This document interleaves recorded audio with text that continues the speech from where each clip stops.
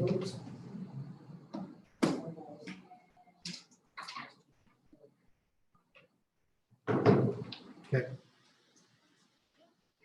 You'll want to go back down to the very bottom where the icon is at the bottom, the blue Zoom.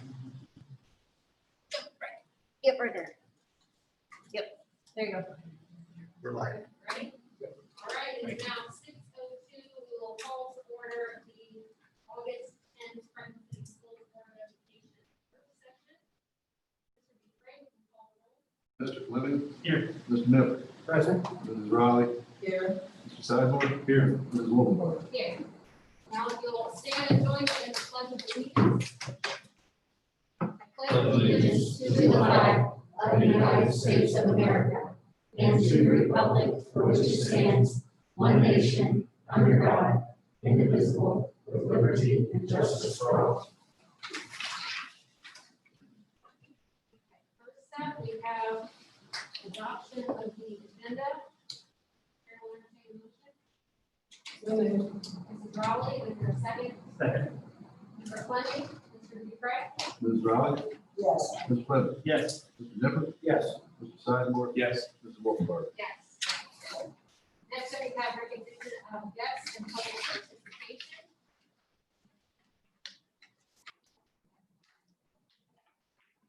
All right, looks like we have none in the audience and none in the chat.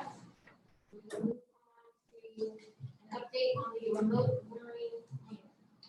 Yes, due to the passage of House Bill 164, the board previously did approve the blended learning plan, but now we have the option for the remote learning plan. And therefore, as a five-step process that we need to go about showing, which was a description of the needs, the method used for determining competency, grading credit, and promoting students to higher grade levels, attendance requirements, statement describing how student progress will be monitored, how equitable access to quality instruction will be ensured, and finally, professional development that will be given to teachers teaching remotely. That application has been filled out. It does need board approval. We do plan on, and I know we talked about this in Cabinet today, that pending the approval of the school calendar, we've got 4 days dedicated to working on professional development on remote learning and using Zoom in just in case we need to go to the fully remote if we have this program. So we want to make sure our teachers are ready for that. We want to make sure that they know how to integrate that into their regular classes so that any change would be seamless on that. But this would be then allow us to get obviously the financing for the students, which we have approximately 10% that have signed up for remote learning. And which obviously is important. I know that has been to the training that was last Wednesday morning on the EMIS funding so that we know how to report those according to the state. So this would just give us the flexibility to actually do what we want to do, which is meet the needs of the students that stay home and want to work remotely this first semester as well as second semester. While the board would need to approve, and this is just a first read tonight, the state of Ohio does not, Ohio Department of Education does not take action on it. They just have to be notified of it and then they post that online. Just one. Thank you, Dr. Any questions about that or discussion? No, we've been getting some contact or questions about remote learning and deadline that passed a week or so ago. Dr. Sander actually just sent us all an email about or actually, first meeting I sent a tweet about Deborah might have a press conference tomorrow that is supposed to be centered around some new guidelines, not necessarily requirements. With that in mind, and with the last meeting, the mask law was put in place. And was parents have expressed potentially wanting to take that into consideration and make a decision. The question has been posed if we should entertain an extension of that remote learning deadline.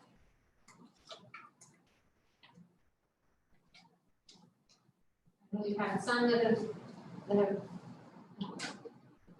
contacted New York State, are correct about the Yes. deadline, things like that. Yes, we have had several contact after the deadline, and we did tell them that the deadline has passed, but we did keep a record of everyone that did express a desire to go that way. I know I've dealt with just about 10 only, but I know that Lynn has had several. Would not be surprised with what comes out tomorrow. I have no clue. It's not going to be a mandate, it's going to be recommendations, but there may be others that once other information is given, may have thoughts about it, they will do their job. Do you think that's gonna have an impact on your ability to be ready with staffing and everything if we extend it? If we extend it, if we extend it, I would say if we extend it by a week. Right now, A week from today or a week from the deadline? I would say if we extend it a week from today, if we made it a week from today. The most difficult is going to be Kelly at the high school because we have about 850 students, and every schedule, even though it's for an individual, doesn't affect the other students in the school. I do know that they've been in the process of proactive reaching out to make sure the needs of the students are met with a couple of phone calls and emails going out. That is the most difficult piece to do. They have not started working on that yet. We do have in your recommendations later on the staff assignments. The teachers that are, I am asking to go remote, have been contacted personally, and have all agreed to be doing that. And they're marked on there, and they also, because of the FEA contract, have to be notified 2 weeks before board action. The only thing that would change with that, Mr. Fleming, is if we need more teachers, then what we would actually really need to do is, given the sense of where we are, maybe have a special board meeting, because after the 24th, we do not meet till September 14th. And school starts September the 8th. So the only thing I would ask is if the board would potentially be open to a special board meeting, possibly the Monday or the Tuesday after Labor Day, just, and I don't know, Ms. Raleigh, I know you're on the career center board, and I apologize for not knowing that exact date when they meet, but I believe it's on Wednesdays, isn't it? Thursdays. Thursdays, okay, I apologize. So the Thursday would not have that conflict. I don't know of other schedules. I'd hate to say meet the following week because I don't know what needs to be done, could be done in an additional week. So I would request basically we have another 2 weeks in case we need to add more remote teachers. And in terms of scheduling at the high school, we're kind of at the point where we made the adjustments for the remote teachers, but we don't really want to start pulling schedules or anything like that till after Robin's meeting on the 18th with the remote learners in case any of them opt back in. We don't want to start dropping schedules and rescheduling kids until we know we have an accurate number. I can tell you our number has gone down by about 25 kids in the last week that went from remote to back to in-person. And that could change if we reopen the window or after Robin's meeting on that Tuesday. So Haley and Kelly are kind of we've done what we can, and then we're kind of in hover mode till we know what next steps are happening. But your number after that meeting, it can only go down if there's not an extension of the deadline. Correct, unless we extend the deadline. So that's, if we are gonna extend the deadline, they would need to coincide, I guess, if that makes sense. Yeah, in fact, we would have to have the deadline of a week, like you said, that way. That make it the end of the day on the 17th. That way we would have that list for Mrs. Brown and her staff on when they come in on that day. Then we have the presentations on the 18th, so then they would actually start working on the 19th on schedule.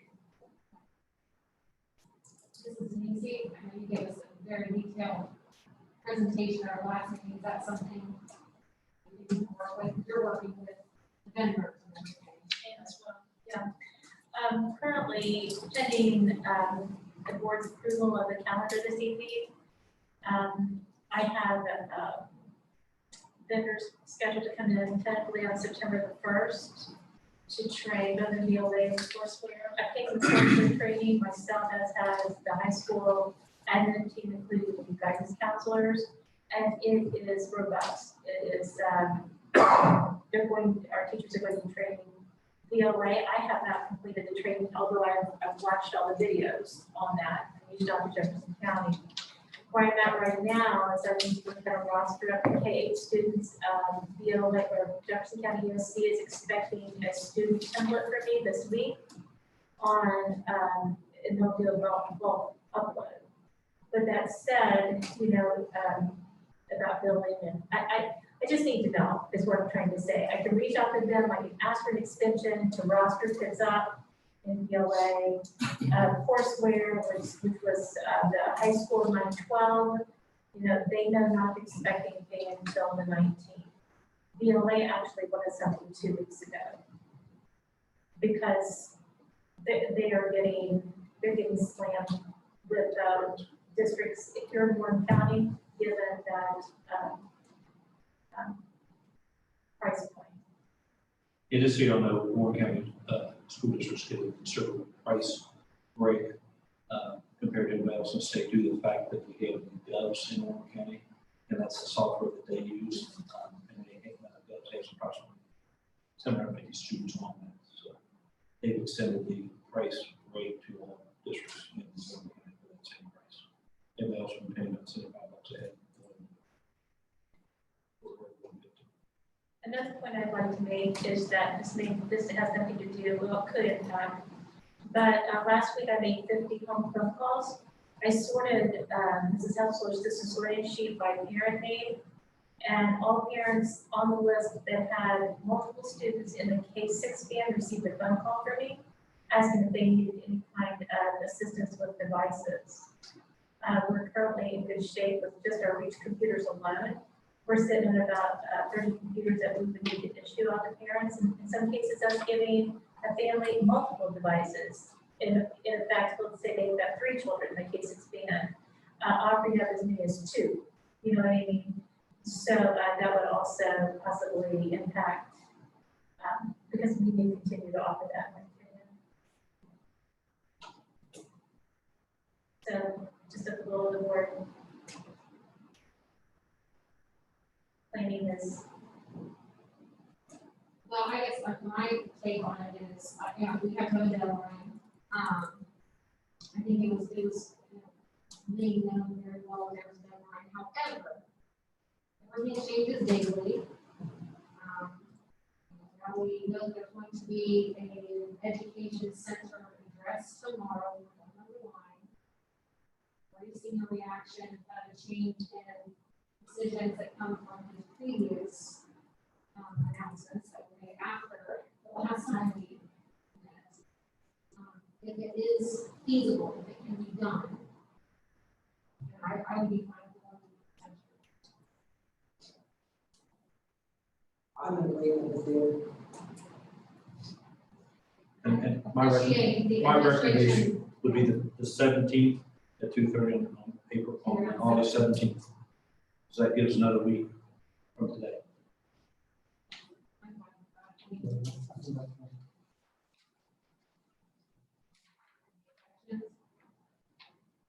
That's something we can vote on, I think it's just some direction, right? I'll take care of that. All right. Thank Thank you. you for bearing with us, I know,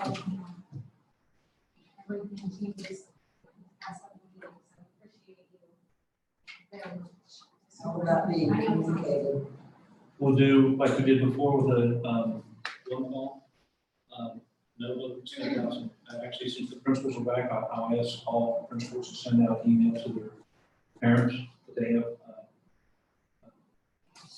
in the student information portal. And then it'll also be on the website. Amy does a really good job on our district website, Facebook, and Twitter. Would it be appropriate to remind all our audience about the issue with one call, if they've ever opted out for one call at this week's time, sir? Well, if people opt out of one call, because you have control, every parent has control of their information. So if a phone number changes, if an email changes, they can go right into their students' information and change that for us. So they've got complete control of that, but also they have the option to opt out of one call. So I know that at least one individual has commented to Amy, been complaining about they don't get the one call, but when she goes in and checks her student information, they've opted out contact from the district because of that. So that's a situation where they either need to be in or they need, they're defaulted in, they have to opt out. So to be honest with you, if they have opted out and then they want to complain about not getting a phone call, there's not a lot we can do about that. But see, then they take some action on their part, On to make sure all of the information is up to date. Yes, and also to make sure whether or not they want that one call or not. Because that is a great way we share information throughout the course of the year.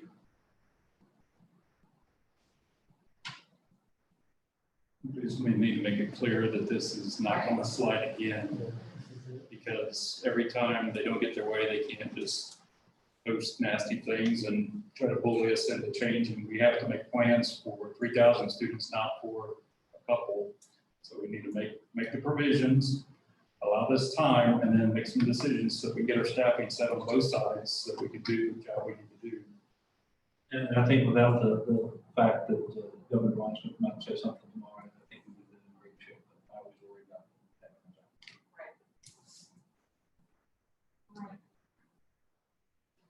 Next is graduation requirements. I know Mrs. Strong is here to discuss this. Just so you know, his background, I did check with, go ahead, did you want to pass that out? No, I think I sent it to Lynn, so they should have it in there for docs. Okay, yes, that's where I got mine. But just so you know, because of, and I don't want to talk for Kelly, but this year seniors have kind of been put in a difficult situation because they got shut down very quickly last year. And also, we just want to be fair to our students from the standpoint if they're seniors this year and for health reasons or any reason that they really choose to, that they opt for the remote learning, that they still be able to graduate without any consequences towards them. So we're talking about the consideration of changing the graduation requirement for the class of 2021 only to the state requirements. Minimum requirements. I do want to let you know that Little Miami and Lebanon have already done this, and Kings is looking into quite possibly changing their graduation standards for this year.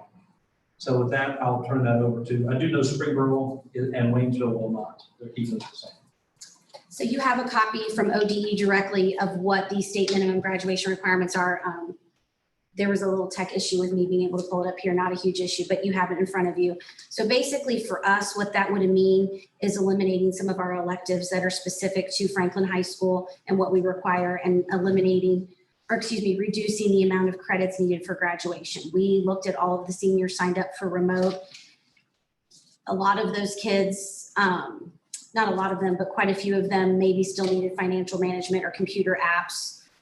If we go to state minimum, they would no longer need those requirements. The only thing that we have a handful of seniors that would need, that they will have to figure out second semester, whether that be remote or in person, is PE, because we can't waive that requirement or we can't reduce that requirement. So with that being said, if we go to state minimum, it would take our number of seniors on the bubble from graduation that are remote from 7 to 3, and then that would leave us with 3 that would just need to do PE. And if they choose to go remote second semester, we would have to figure out a way to do PE through courseware, which I've already spoke to Dr. Sander and Mrs. Denisi about that. So that's why specifically we're only looking to do this for the class of 21, but it is a small cohort of those students that would affect. But again, with so much uncertainty right now, it seems like right now we want to err on the side of students. And if we need to be at state minimum to help students graduate, we don't want anything that we would approve to be a barrier to them getting their diploma. Any questions about that?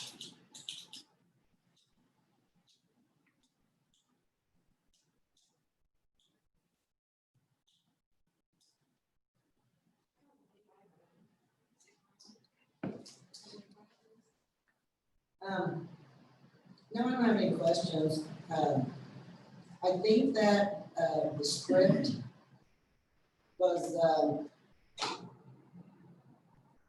it could be taken either way.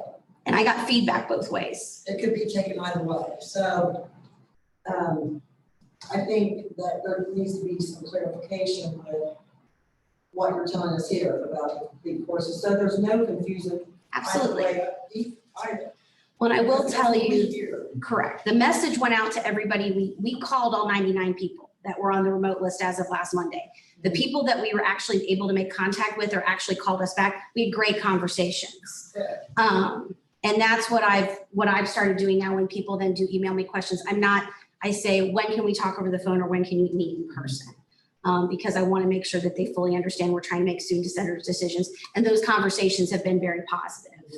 Are there people that have concerns that are legitimate? Absolutely. You know, for example, if you have a freshman that's remote and they want to take a foreign language, then we need to maybe start discussing CCP. And if they were to call their counselors, those are the conversations we could have, going with like what Mr. Sizemore said, call the people that have the authority to give you the right advice or to make those decisions versus possibly going on social media. Because I can tell you every person. There, I think if you go either way. Correct. that's my point. Right, absolutely. You know, we want to be matter of fact. Some don't. Absolutely.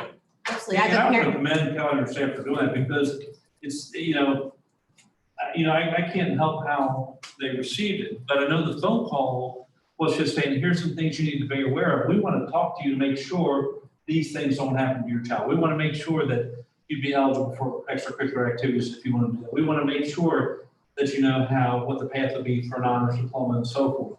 So we just didn't want buyer's remorse where somebody steps up and say, well, I'm just going to get what I get.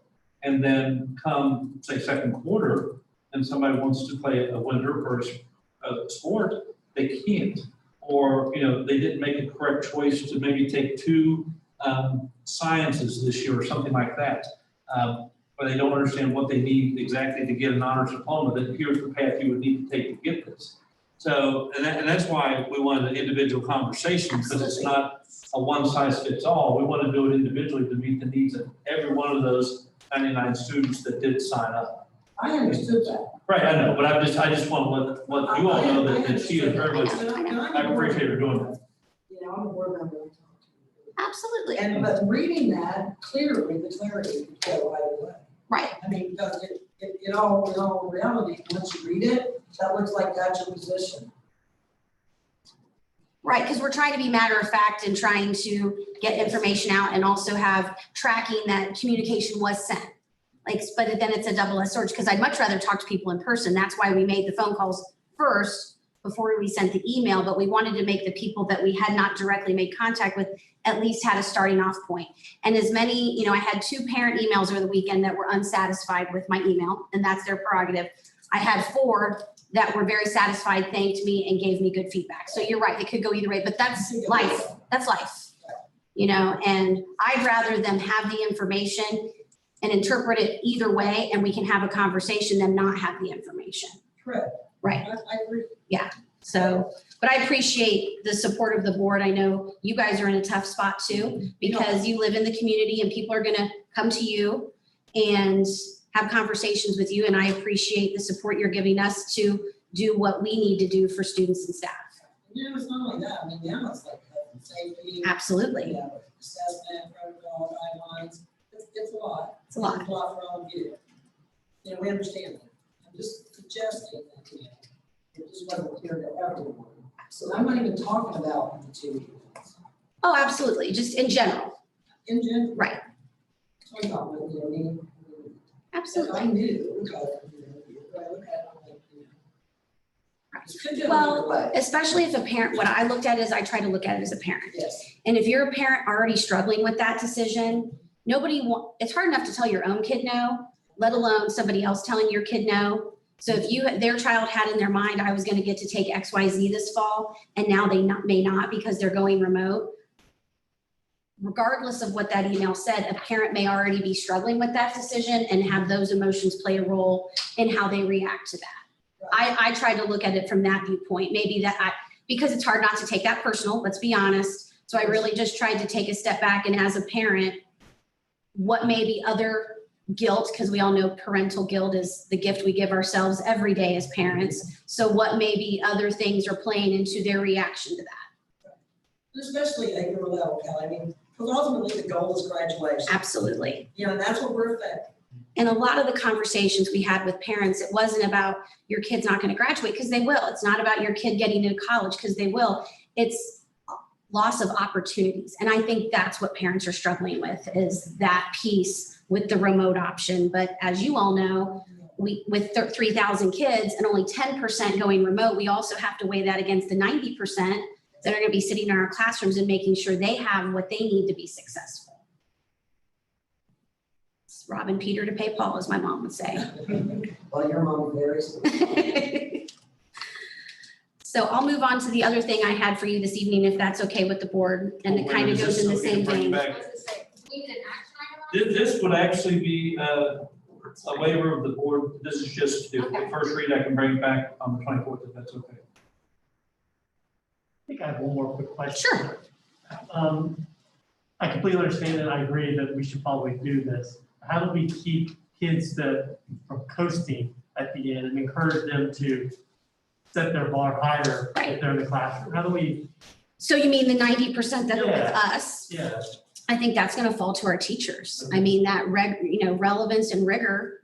I mean, I think that can't go away. I think in actuality, we need to be providing more opportunities for enrichment and rigor with our students, considering they've been remote since March.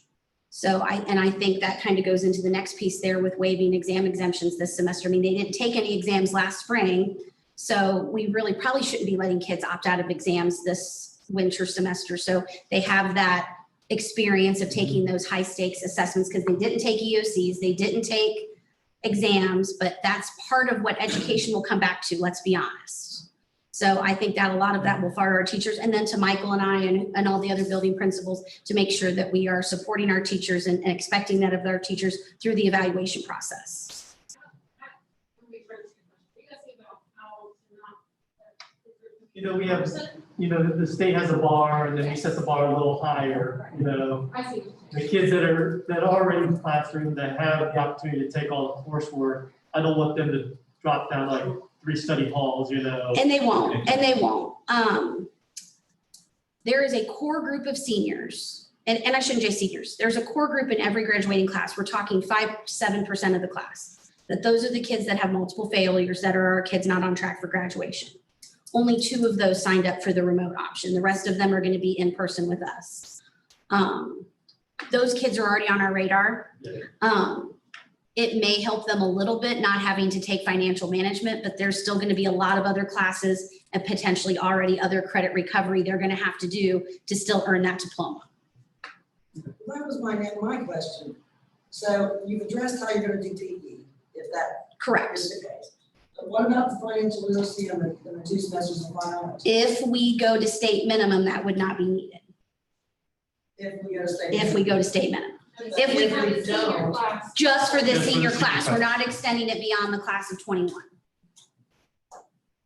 So, Because we can look at that if we're in the same situation next year. We could evaluate it for the class of 22. Correct. Kind of the same vein. We didn't want this year's freshmen to think they had a 4-year pass to go to state minimum. That we want to keep that bar high the way we have, and have, more than the state minimum of what we expect of the students graduating from Franklin High School.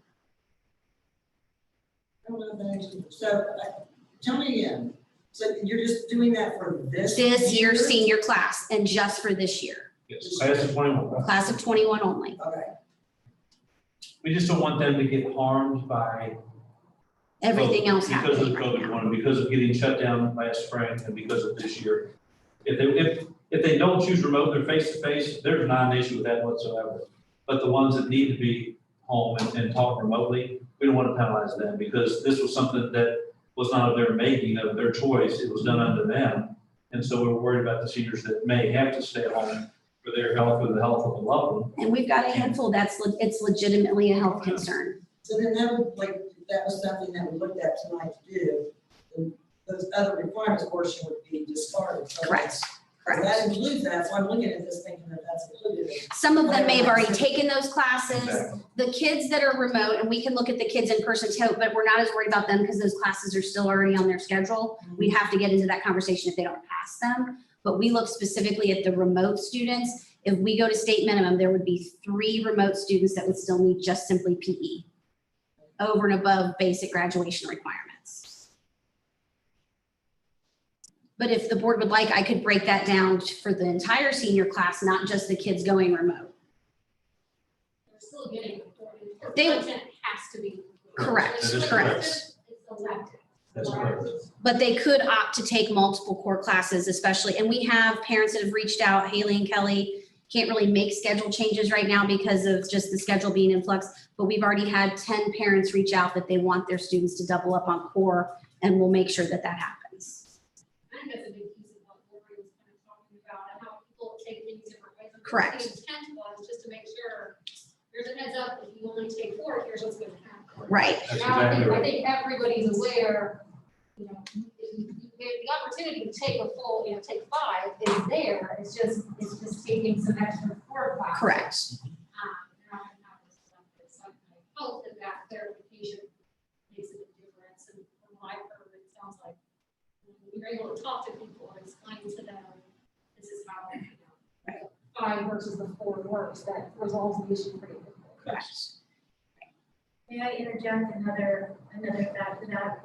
I think something to consider that I think has got us to where we are today, but has contributed to, I'll say, muddying the waters a bit, is that my initial intent, if you recall back in June, was to go with a teacher in the cloud. You're talking about that, where our staff was not teaching these classes. But a certified Ohio But a licensed. certified Ohio teacher was teaching the class, no more than 25 students. That cost was $250 per student per month for 5 months, okay? Then the big contributing factor to stepping away from that was contract, because I would be giving a third party work that our people can do, okay? So that was a caveat. Okay, so you have to step away from the teacher in the cloud because of contractual issues.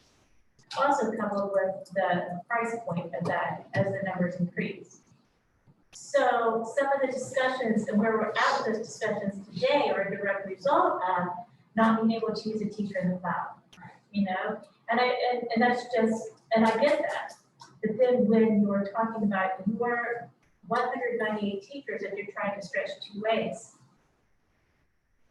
without the ability to hire extra. And I think that's something that's water under the bridge, but I think that's worth recalling for some of the conversations that we're having now. Well, it is worth recalling, but you're almost reinventing the wheel, but other districts are doing Absolutely. frameworks and have plans that are working too, that don't require hiring more staff. Absolutely. So, we can look at lots of options other than, hiring more staff. Absolutely. And that's never been an option. Correct. That's never been an option for Franklin City Schools. But it depends on what model you choose within these platforms Correct. and how labor intensive it needs to be for your staff. Because you're paying tuition anyway, you'll pay baseline tuition for these courses, or do you want to pay for a more supreme package of these online courses? No, we can't do that because that's not. It always boils down to the same thing. With the 3, I think you said 3, who like the PE credit. And since we extended the school year, if we had outdoor PE like we had summer school credit, is that an option that we could have another session and do that cheaper? And Mr. Woods, I kind of broached that with him, kind of off the record. Hey, would you be willing to, maybe if we can look at your second semester schedule and maybe take an in-person off and do that? He's already got it ready to go. So that would be something, yes. Because I know one of this just for example, one of the seniors that's remote, because of health concerns, I don't think she'll be able to come back, and she needs PE. So that would have to be an option for her regardless. So that's not something I anticipate being an issue. Even if that number would go up, I don't think it would go up more than 10 to 15, whatever the case might be. We could easily make that happen.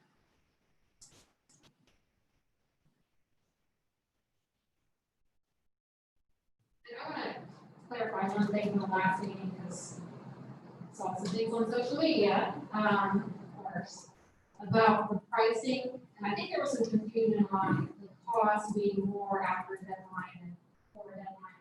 I just want to make sure Mrs. Neesy, the cost was the same, The cost is correct? There was That's correct. no issue with paying a late fee, because I saw that kind of turn around, and it was to be, do not faulting for high school, would be So I want to make clear, there's no issue with late fees or anything like that, it's more of just getting ready, and having. Getting training. schedule changes, getting the teachers trained and so forth, it was still. I won't be paying those bills until after the first day of law. I think that just before we move on, the bottom line is before going to social media or kind of skipping some steps in the run for being contact about issues, we need people to make sure they listen, one call, reach out to you, even if it's night, and you can kind of redirect, just to make sure those questions that they get resolved. And just to give you an idea, between Haley, Kelly, and Michael and I, we called 99 families last week. I did not get it between Wednesday when we started those calls and Friday when I left. I did not get a single parent phone call. And I was in the office. So if they wanted to get a hold of me, I was there.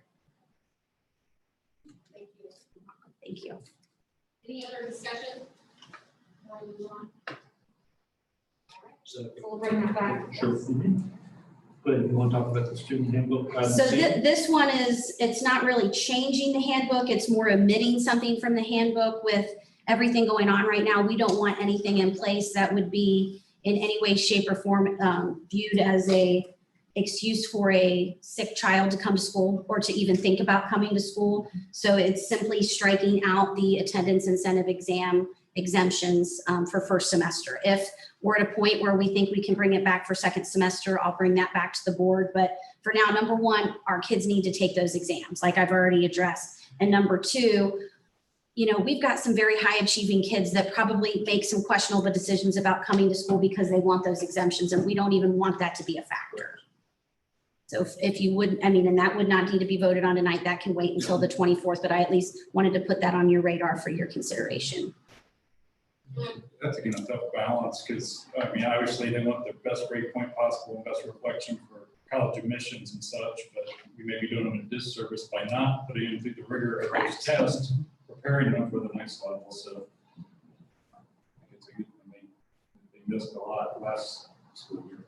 And then for our seniors, exam exemptions for seniors are already very different in the spring. And then, so really, if we wanted to bring something back second semester, it would apply to more grades 9 through 11, but we might even tie PBIS into that. We may look at completely revamping our exam exemption policy where attendance would just be a piece of it.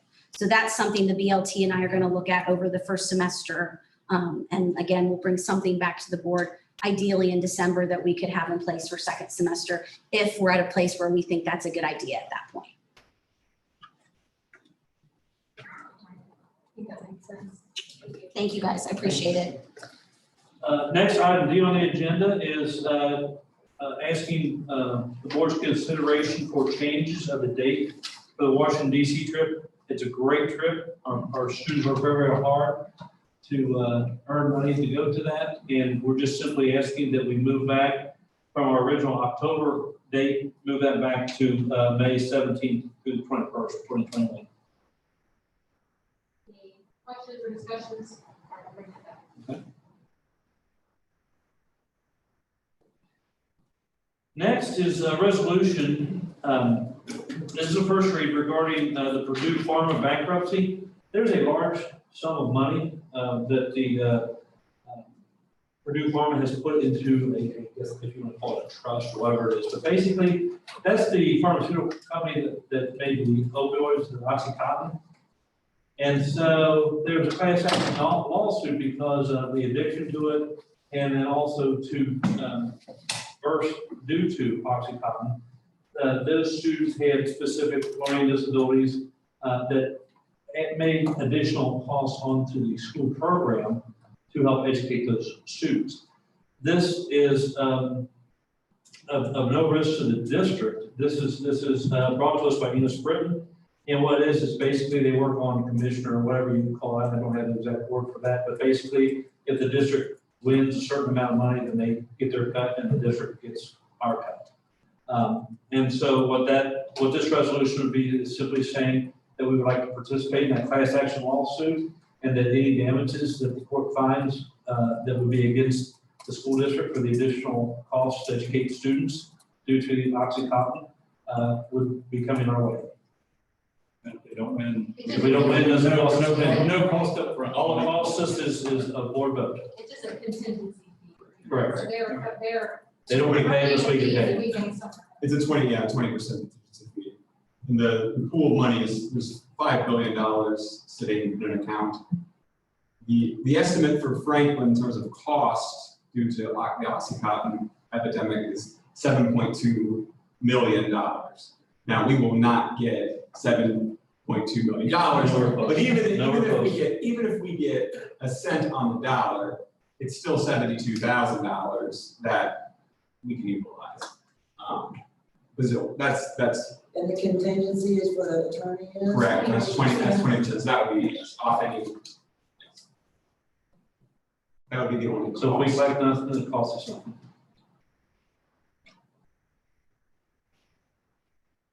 All right.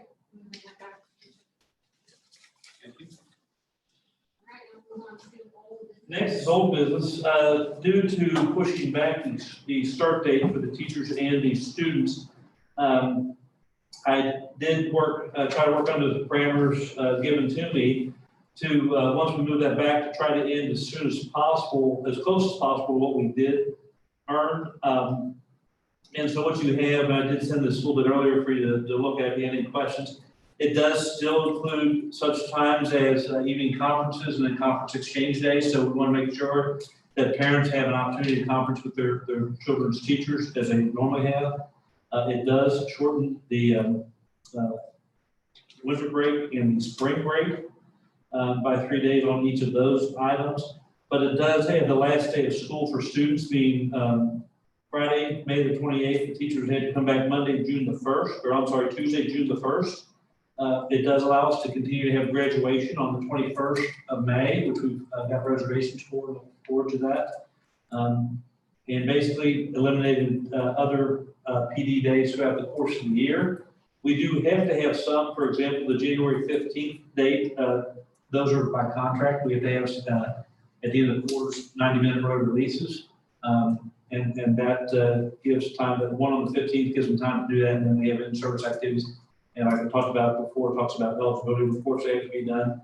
But by contract, those early releases are in there because of that, of the contract.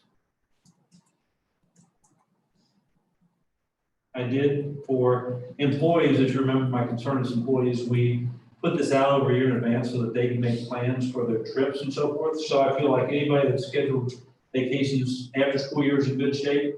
I do feel that, I do realize that some may do so over winter break, some may do some over spring break, but by only taking 3 days and no more than that, they can save their 3 personal days for that time, because I do not want any staff members to have to miss and get docked for days. So this will allow them to, say, for example, if they've already got a spring break trip planned and paid for it, they'd be able to do that and take their 3 personal days and not be out any money, whether it's for their vacation or whether it's for days of employment. Now, are we making the same allowance for students that would, like, we always planned ours a year in advance because it's cheaper? We would obviously make But if accommodations. they miss a day, then they can affect their. Well, but if you remember, Mr. Nipper, what we do is the way, because of the way we approved the blended and we're gonna be approving the remote plans.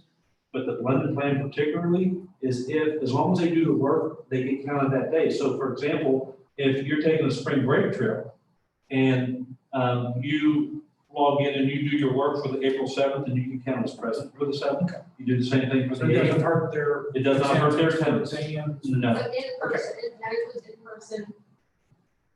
That's one. that's in-person students, yes.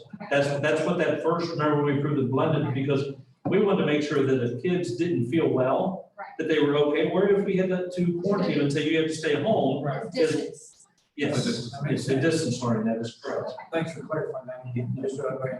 Yeah, that's really. I appreciate it, thank you. Honestly, that's a model too, we can use it as calamity days, snow days, you can still potentially use that model. Yes. And that's gonna be a lot of the PD too, when teachers come back prior to the date. Exactly. Is so that if we have to close for quarantine or whatever the case might be, that we can immediately go to that distance. And we do not miss a day of school. Now,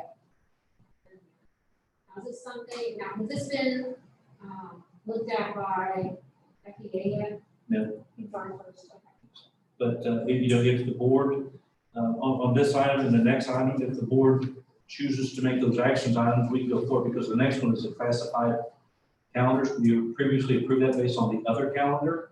And so this would allow us to, one, advertise that this is going to be the calendar for the year. And then item B, to let all OC people know that this is their work calendar for them to work this school year. So if the board does consider that, I would appreciate that. But item B is tied to item A as far as the days. I think that might be something that we would need to do in order to get this in front of them as soon as possible. It would be So everybody Yeah, knows we that- should- Any questions about it to that end, or? Okay, Carol, entertain, well, do you want to go over, classified or? You can do both of them at the same time if you want, because simply the classified times, they have the exact same number of days that they would work. Consistent with- It's just what the days are, and that coordinates with this calendar on item A. So A and B of item 5 could be approved at the same time as a consent.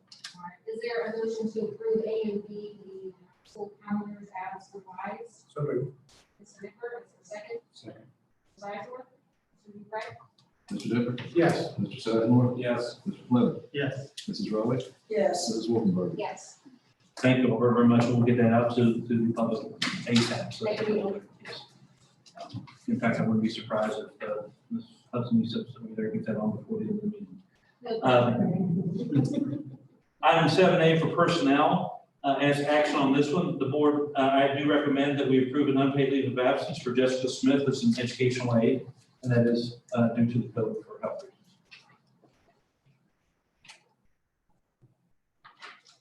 Any discussion? You want action on that? Yeah, one action or? If you don't mind, then we can post that position. Carol, entertain a motion. So moved. Mrs. Raleigh, and second, Mr. Nicker. Mr. Dupre? Mrs. Raleigh? Yes. Mr. Niven? Yes. Mr. Fleming? Abstain. Mr. Sizemore? Yes. Mrs. Wolfenbarger? Yes.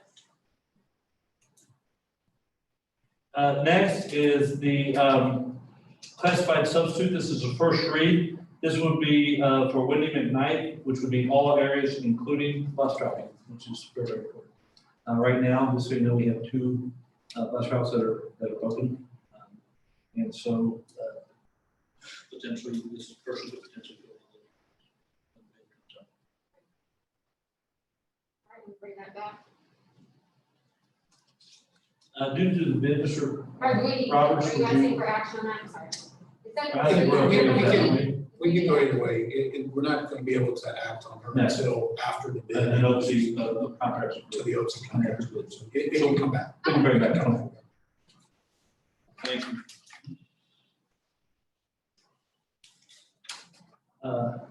Next item is the item C, which is the staff assignments.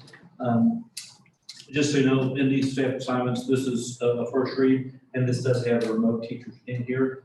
Like I explained to the teachers when I spoke to them, because obviously they like to build in their ad, they didn't request transfer. This is considered administrative transfer, so I did give them the information on this and did say that once if we no longer have the remote and it goes back to pre-COVID situations, that they're back in the building. So if you notice, the teachers run their exact building, and it just says their assignment is remote learning, it would go back to, say, for example, first grade, or it would go back to whatever their subject was last year at this time, is what they would fall back to, because like I said, many of them like to stay in their buildings and like the subjects they're doing. I do appreciate the staff that's stepping up to help us with this, and I know that they'll do an excellent job.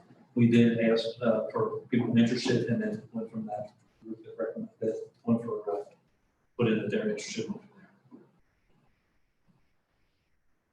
Thank you. Any discussion on that or questions? All right. Thank you very much. And next up, we have the treasurer's portion of the agenda. I really did have one Oh, clarification, I'm sorry, You're it's fine. my fault. You're fine. So, the remote learning, did you do an administrative transfer for that, or did you ask for volunteers? We asked for volunteers, but because Okay. not posting the position, because, in order to get them to do it, you post it and you go through there, because of the time factor, I'm allowed to make administrative transfers, so I just have to tell them and give them notice that the board will take action on. But every single one of these individuals were notified. They did oftentimes step up and say, I'd be interested in doing that. And then we took that and went with it from there. So every single one was appreciative and glad to do it. Glad all about it. Good, that's what I wanted to know. So you Yes, did have very, that very opportunity. very positive attitude. Okay. Thank you, I'm sorry. Oh, you're welcome. That's okay. And this is all new, I wanna make sure, everything is fleshed out. All right, Mr. Dufresne? Thank you. Item A, our donation. We have a donation of 3,000 face masks, approximately worth $750 from the city of Franklin and Clear House Township, or Clear Creek Township Fire Department. A donation of masks from Michelle Angel, worth approximately $500, and a donation of material from masks from Pat Edwards and Edwards Furniture for $200. And the first read was last month. All right, any questions? Chair will entertain a motion. So moved. Sizemore, second. Ms. Raleigh? Mr. Dufresne? Mr. Fleming, Yes. Mr. Nifford, Yes. Mr. Sizemore, Yes. Mrs. Raleigh, Yes. Mrs. Wolfball. Yes. The next three items I'd like to ask for consent is housekeeping. The first, and you can read the descriptions on these funds because it is riveting, but it's good news as well. 009, that is a fund to use for collecting fees from students for the resale of materials and supplies for the classroom. So we're just taking that out of the general fund and putting it into this one to better capture the transactions and quantify the fees that we collect. The second and third one are the result of funds that are coming to the district as a result of this pandemic. The ESSER funds are already available for us. The ESSER funds are the CARES Act. When you hear the federal government talk about the CARES Act, I apologize. Elementary and secondary school emergency relief fund. And then we just found out, I think it was Thursday or Friday of last week, that the district is receiving the coronavirus relief monies. And And that's that $50 million that Governor DeWine is using out of CARES money specifically for the technology and closing the technology gap. so again, I'm just using the authority of the board in order to be able to create these accounts, and I've listed the authority to create these accounts in each section of the fund descriptions. I have a question, it's a little bit, it's kind of on topic, a little bit off potentially.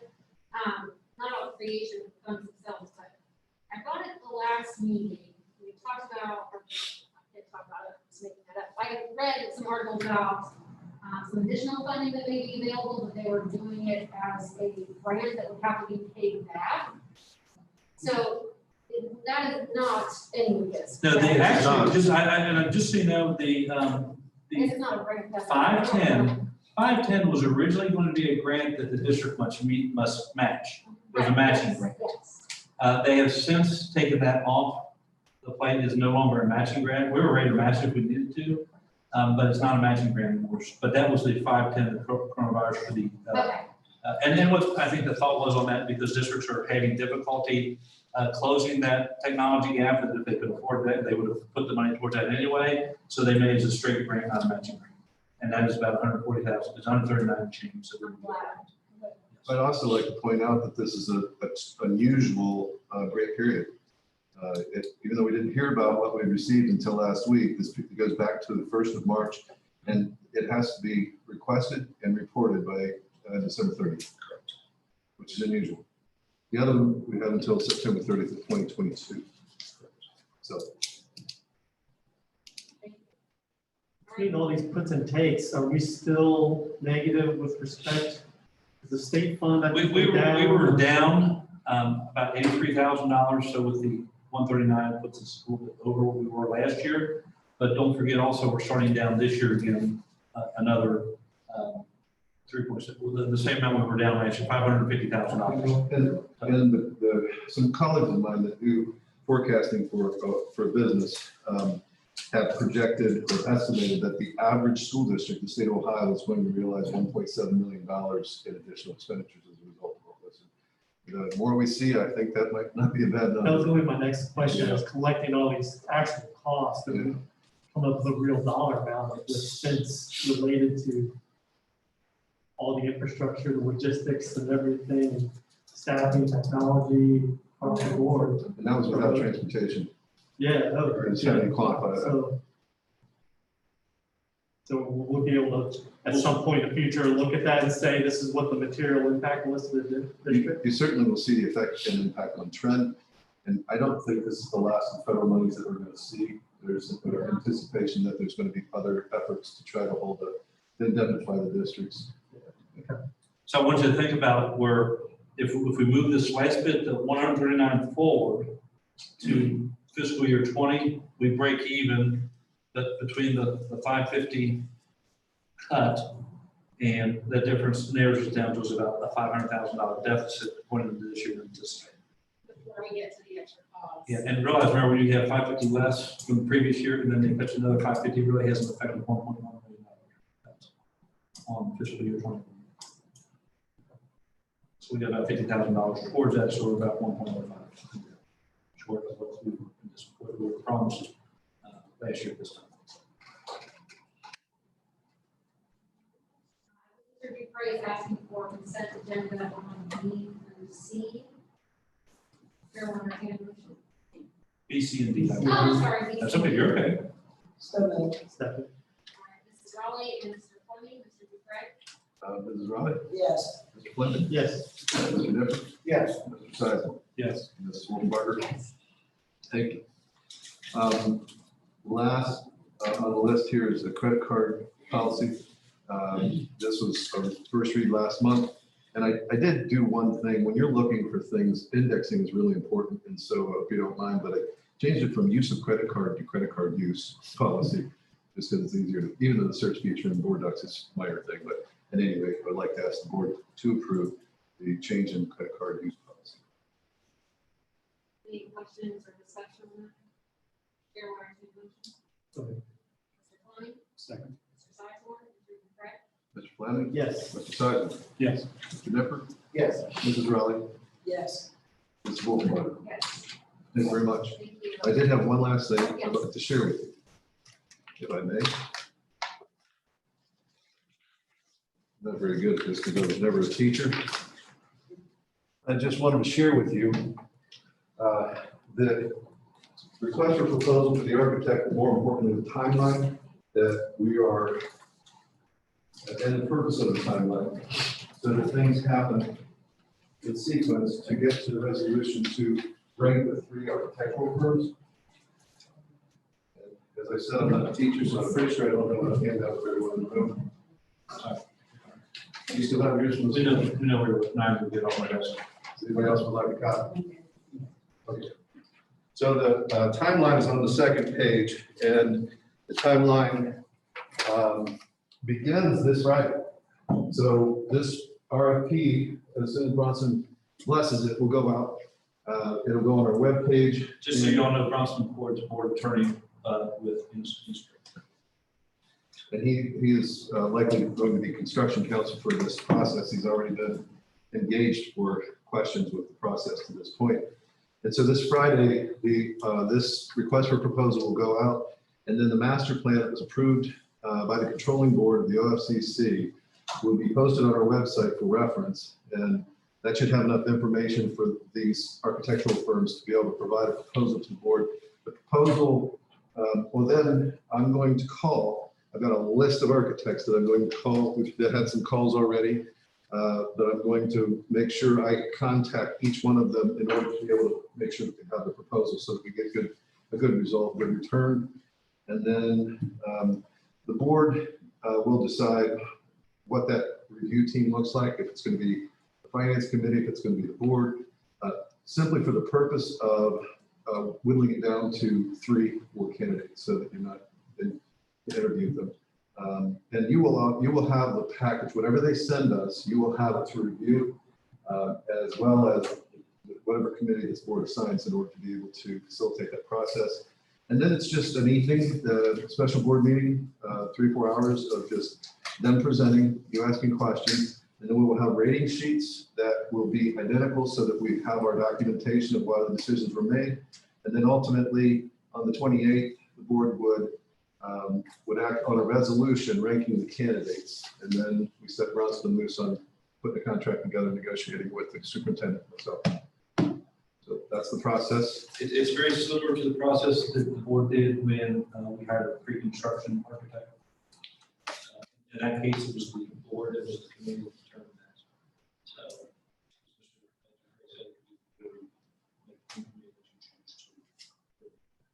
And this process is meant to empower the board, not to have a decision made as a result. It's your decision to make based upon whatever you believe is the most appropriate choice. So that's all I have for now. Any discussion, questions, Mr. Dupre on that? Just remind me about the reconstruction of the bus garage. Remind me of Oh, I'm so sorry. The bus garage, remind me of that. The bus garage will be because we would be moving it from this location to the parking lot, student parking lot at the, what is now the high school. Mhm. That would be a new bus garage, because the bus garage we have here now, a bus cannot fit in, so in winter time, Right, maybe has to do that. I remember now. I just- And it's, okay, that's okay. And it is 100% LFI. The state does not pay for any of that. Right, Yes, that's us. that's us, that is correct. LFI is a locally funded initiative, and so that would be 100%. How do we select the selection criteria for the RFP? Do we have to put that in the RFP? So, The rubric, Selection criteria for the bidders? well, no, actually, we will have a list of, you'll have a list of questions, and I will give that to you ahead of time. So if there's anything you want to know beyond what's on there. But the important thing is that we ask the same questions in a consistent manner, obviously, and that the order of the questions is consistent, so it's easier for you to compare and rank. And then that documentation is maintained for 4 years. As far as what the criteria is, when the proposals come in, they become very evident. And you'll get a range. I mean, I don't know if they're still doing binders, if they're sending it to us digitally, but you'll get a book from each one of them with references and examples of their work and stories and all that. And then when they stand in front of you, they'll specifically answer questions that you ask about those things based on what we have. Judge Big, Mr. Brown, they gave a presentation, and then there was a time, there was a set time the board had established, I don't remember what that is all about, but like a half-hour presentation, and then a half hour for board questions. It'll be diverse. But that is completely, how that plays out is strictly up to the board, how you all want it. There are no guidelines that say mandates what you must or must not do. It's just, the only thing is that the questions have to be the same throughout, which is for any job applicant that we have. We use the same questions. And you may have seen construction from one of these firms that you liked and maybe saw those facilities and might want to interview them as a result of, the physical work that they've done. And like, in the local area, Voorhees and Sloan have done work over in Mason and Lebanon. Fannie Howie's done a lot of work around here, speaking of Paul. So those are the big major players. Any Harrisman, Yep. see them. So in the booklets, because I'm not familiar with it, but the booklets is going to have examples of what they did in the past. Yes. So between September 29th and November 2nd, are we going to have anything that shows what we're going to do?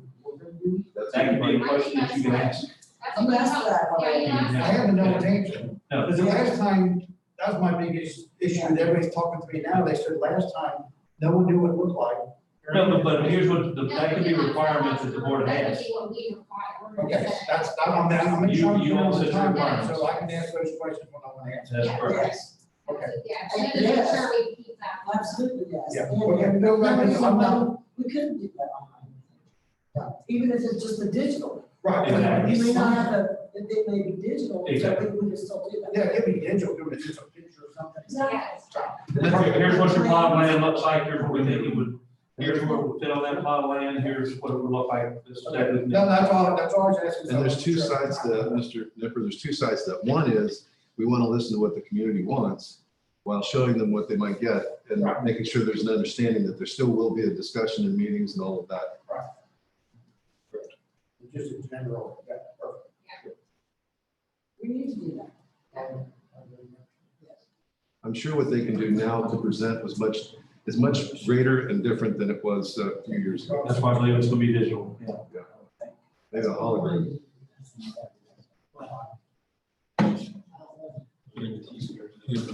Any other questions or discussion on that? What's the relationship between the architect proposal review committee and the finance committee?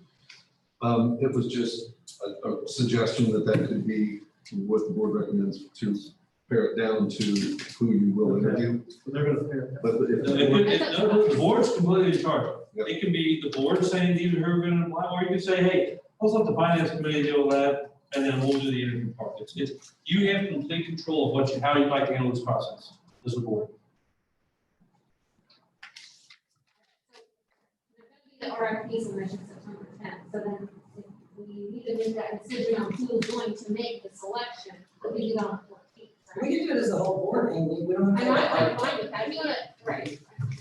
Well, when you get the binders, you'll see, it's nice to have a committee do it because you're gonna get probably anywhere from 8 to 12 of these. And to go through them, kind of, they all start looking the same, but you will obviously have input on it, but then the board will be doing the interviewing of the finalists. So it just is time saver for you. I think we want that, I mean, that's. If you want that, if you don't want that, And you do it all yourself. if That's you don't like- exactly if you right. don't like, what the recommendations are, you can say before they even meet that no matter what, I want this one interviewed. And I do have one more question, and maybe I missed something somewhere, because I wasn't familiar with bus drive going up to the high school. Now, are we creating another entrance to the right where we purchased that land a long time ago, we talked about the curb cut? That's something I don't know if we have, if we ever did, remember, that's kind of a deep down ravine or whatever, that is potentially, we'd have to see what the Because I'm trying architect to would say. visually see how the buses will come in one side and Exactly. the back, and then all the junior high people are gonna come in and out. What are we talking about? Let's move the bus drives to the That's the high first I school seen site. this thing, it might have been in the. Exactly. How, he's asking about how the bus traffic would be separate from the other traffic, like parents coming to work. But that to me, it's. It's probably, any access to the. We have- we have- is on the right. We have separated. No, it it was already. done. Oh, yeah. Mr. Sorry. We have separated it already. That was one of the things. Okay, that's all I need to know. Safety initiatives we did where we have the cars are in one lot over by the auditorium, they're in and out there. Yes. And then when we move the bus lot out front, repainting the line, so the bus traffic's already set. Please talk about it with the bus drive move behind. Yeah, well, we would just keep the Just the same. same, I just keep going to the, If you pass the board, now they would just go on the side. they would just take a right to the. Well, you did a phenomenal job though, before going out with that. I love that idea, Ms. Brown, by the way. But I mean, when you're looking towards the future, I mean, there's always room to expand, especially when Exactly, we're in a yes. bond issue. Right. And access to that, the land that was there beside us is also a possibility. Exactly, Even if you just use the front half for exit. exactly. I know this is like pushing the conversation way off topic, but I've always wanted to extend the service lot all the way around the back of the building. So now you have students exiting out the back of the building and loading on buses while you have car traffic in the front. That really separates. Correct. That's something we could look at as well. That's what I do. And you won't have 150 high school kids trying to get Correct. it. And architects are very, very knowledgeable how to I don't think separate you bus can- traffic from trailer traffic. I didn't make clear, but, well, it actually is. This does not include the OFCC portion of the project. This is just our portion of high school, middle school. That's correct. You might go through this process again at some point before. Basically, it's essentially the board agreeing that we're getting a lot more bang for our buck moving in this direction. Exactly. Had a very nice conversation with the community member called today. It was an older lady that, her sisters, or her siblings actually graduated when the junior high was in high school. And so she was excited about the opportunity for the kids. And then when I talked about the 9-4 bills as compared to what Carlisle's got for over 6, what Lebanon junior high school got for over 6, and we're looking at under 5 for brand new, 4 brand new buildings, and basically the 5th. While it's truly a renovation, it really is another brand new building. The only thing that's gonna be the same is the bricks on the outside, and everything else is renovated. The last time we had an opportunity was not as beneficial to us as this. No, she was very excited when I lived in the state is paying for 57%, Right, and and the that's timing huge. is great with having a pandemic, but at the same time, it's not something No, We and, have to. and to be honest with you, if, with the timing not We need being to well, we communicate could, that better. for the second part, we can jump up very over a lot of districts. Right. By passing this in November would move us, bump us up in line significantly. We can start building faster. Exactly. Exactly. And I will say that, with the timeline that Mr. Dufresne has put with this would, and with the sign of bonds, should the levy pass in November, that does put us on track that we would be able to break ground in the spring, And that's which is huge. unbelievable. Carlisle did not, as an example, Lebanon's not, is another example, that did not plan this far in advance. And so actually, after they passed the levy, it was over a year before they broke ground. I believe Carlisle was a year and then several months after that, before they actually broke ground. So Yes. we're talking months because of being foresighted to do this part as well. Breaking ground is engineering studies, soil samples and things like that that have to be done prior to, in the process of bringing on construction management and put contracts out to the street. I do want to tell you that we are on the Warren County Board of Elections website, and I believe the board meets in the middle of this month, so we'll have a number. And fortunately, it looks like we got in third because there's, Mason's got quite a few on there this time. So hopefully we'll be at the top of the ballot. I would think so. Thank you. All right, now we will move on to reports and comments by board members. Mr. Nipper? Or talk with some, just want to thank everybody here for all the hard work you guys did for the virtual and also getting the classes, everything good. Ronnie was down at the stadium, was phenomenal. Thank all the workers that worked down there.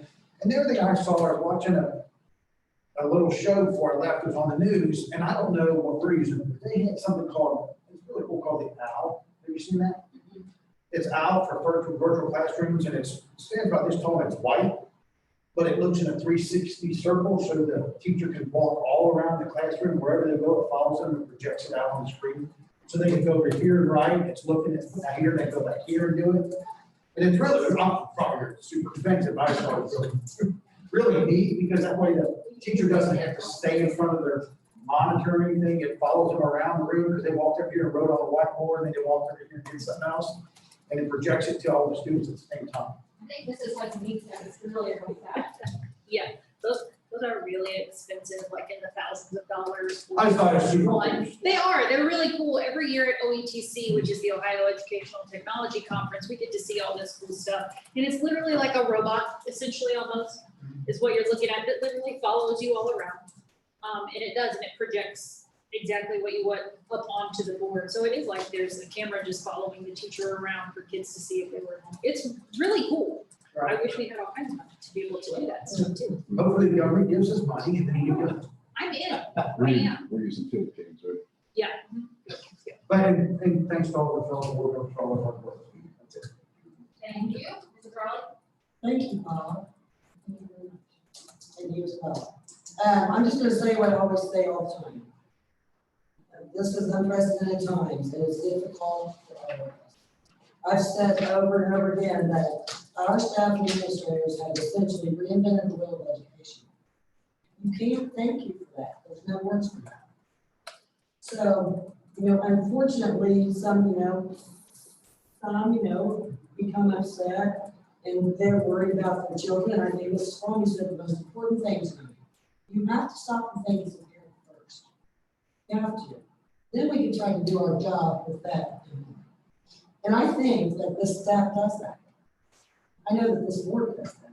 All of our intentions here are that all of these students are educated and that none are discriminated against, and they all get the same opportunities at Franklin City Schools.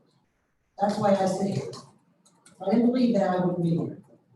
So I just want you all to know that you're very much appreciated, all of you.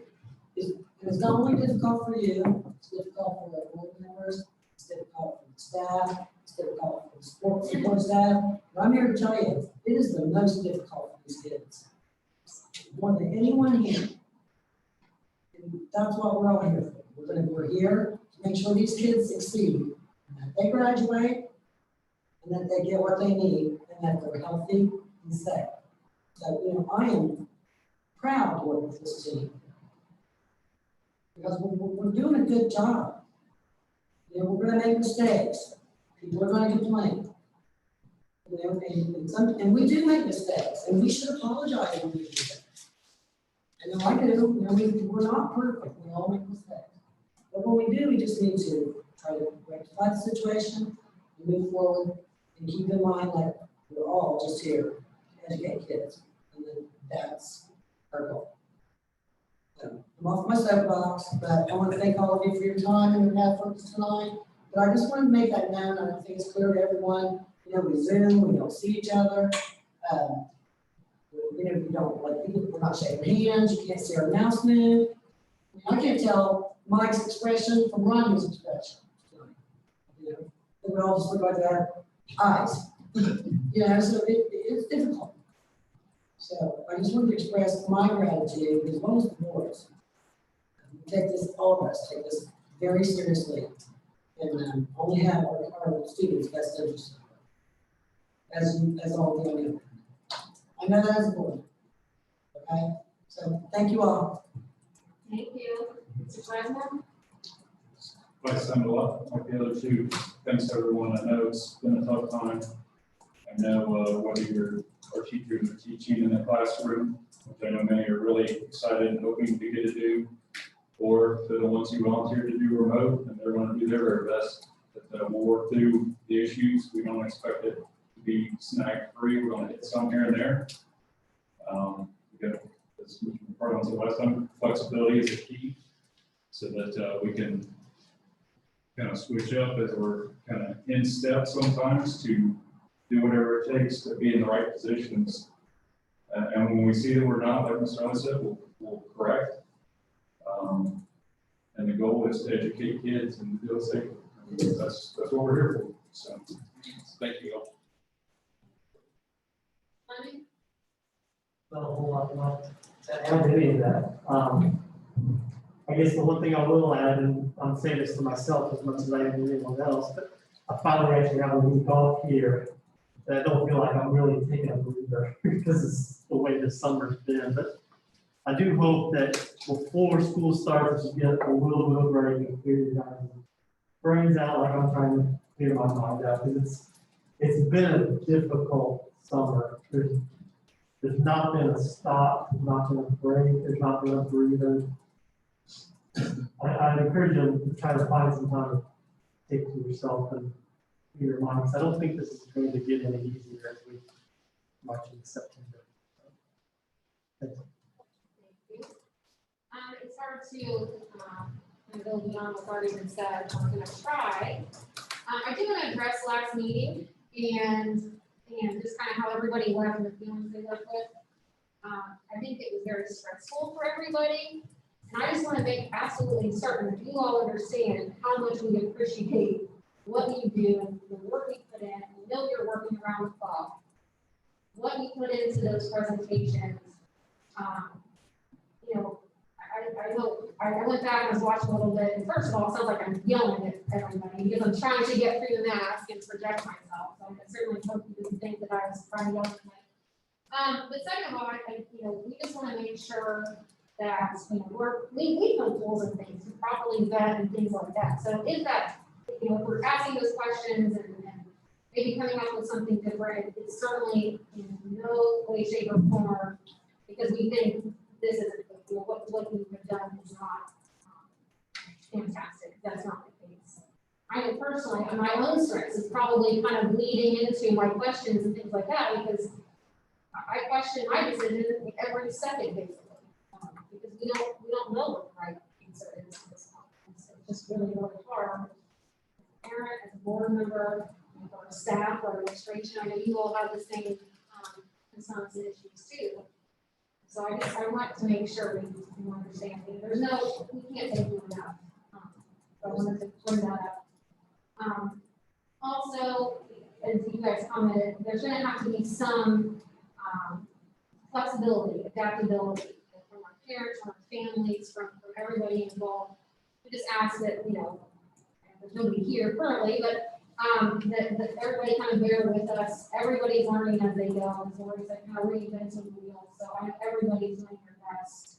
And it's hard with families and things it's easy to get frustrated and I understand that, but I do want to make sure everybody knows or, you know, yes, you guys can, but information kind of changes daily. Some days it spreads on services, some days it really doesn't. And so, you know, we're just doing the best we can to get everything set up. Last thing is I do want to make sure everybody that's listening understands that we are taking this extremely seriously. There's no intent to push one way or the other, as far as what choices you make.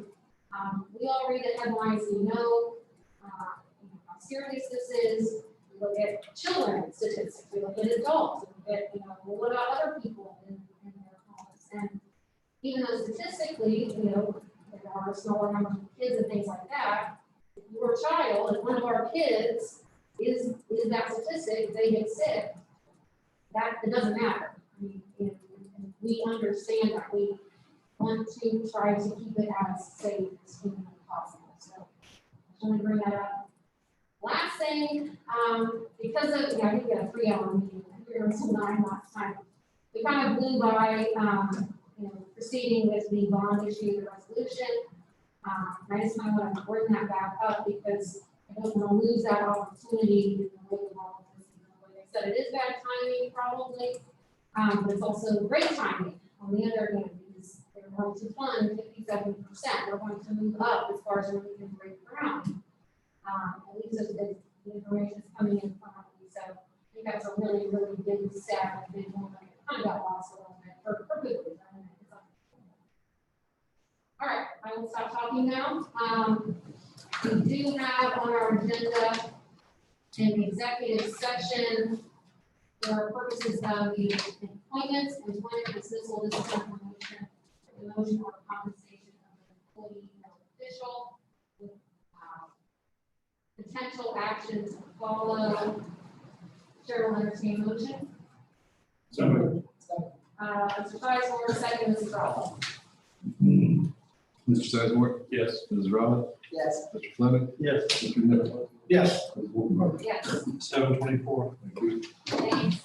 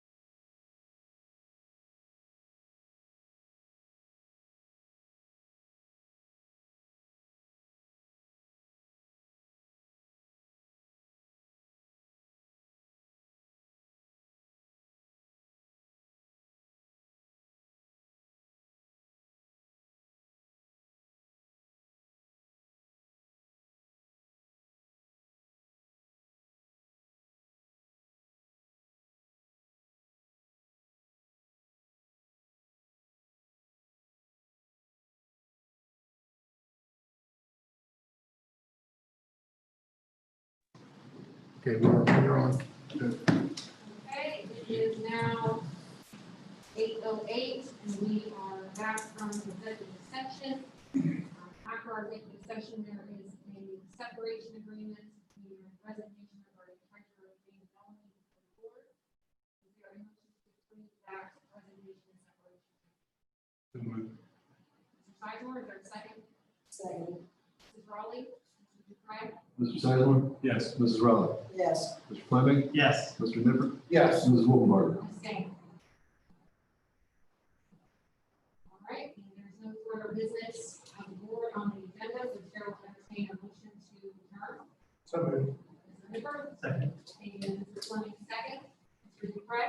Mr. Nippert? Yes. Mr. Fleming? Yes. Mrs. Rowley? Yes. Mr. Sizemore? Yes. Mrs. Wolfenbarger? Yes. 8:09.